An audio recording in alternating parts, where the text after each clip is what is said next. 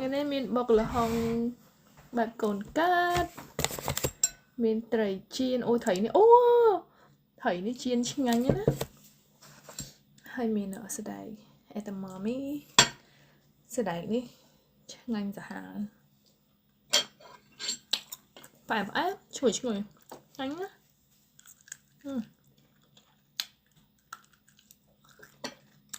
bọc là hồng cồn cát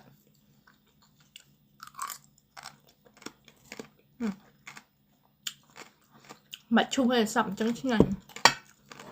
về chụp hay bị xuôi chi ngành nhá bây giờ chu tới sạch đã sửa xuôi để bạn sẵm chẳng máu chi ngành nhá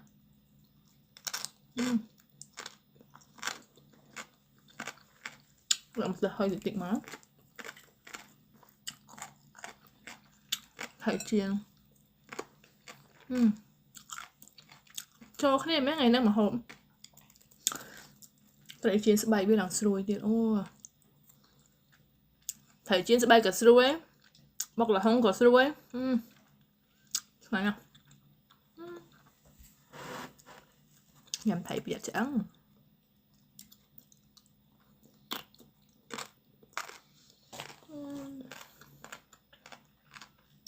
cho đấy sọc hơn bọc là không đại chùa ha mà ngày